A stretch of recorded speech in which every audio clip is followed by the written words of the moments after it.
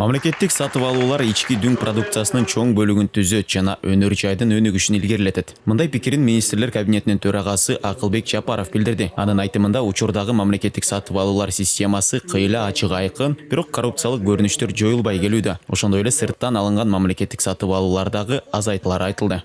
То государственные закупки за 10 месяцев составили в районе 2021 жылдын 10 айында мамлекеттик сатып алуулар 5 миллиард сомдон жогору каражатты түздү. Бул каражаттар жергиликтүү рынокко багытталса, экономикабызга оң таасирин тийгизмек. Биз бара-бара импортту азайтууга киришебиз. Бул ишти аткарууда мамлекеттик сатып алуулар негизги ролду ойнойт. Бүгүнкү күндө 7000ге жакын мамлекеттик мекеме тендер жарыяласа, катышкан компаниялардын саны 30 миңге чукул. Мындай чоң сандагы тендерлерди система көтөрө албай, маал-мал менен өчүп жаткандыктан, аны борборлоштуруп жаңылантуу муктаждыгы жаралганын мамлекеттик сатып алуулар департаментинин директору билдирди.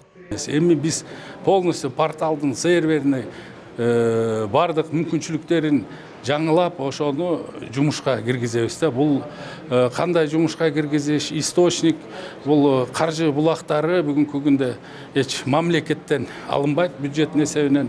Биз буга чейин ошол азырда айтып кеттик, бүткүл дүйнөлүк банк, азиаттык банк, европалык банк, USAID деп атабыз. Ошолор менен кызматташып, бүгүнкү күндө биздин порталды жаңы деңгээлге чыгарып, ошону уровень көтөргөнгө даярда, каржы булактары аныкталган, биз иштешибиз керек. Буга чейин тендерлерди өткөрүүдө бир топ коррупциялык фактылар катталган. Жаңы долбоордо паракорлуктун алдын алуу үчүн жаңы ченемдер киргизилген. Ошондой эле документте сценарий форматына толук өтүү сыяктуу ченемдер каралган. Алсак серверди жеңилдетүү, электрондук каталог жана борборлоштурулган сатып алуулар.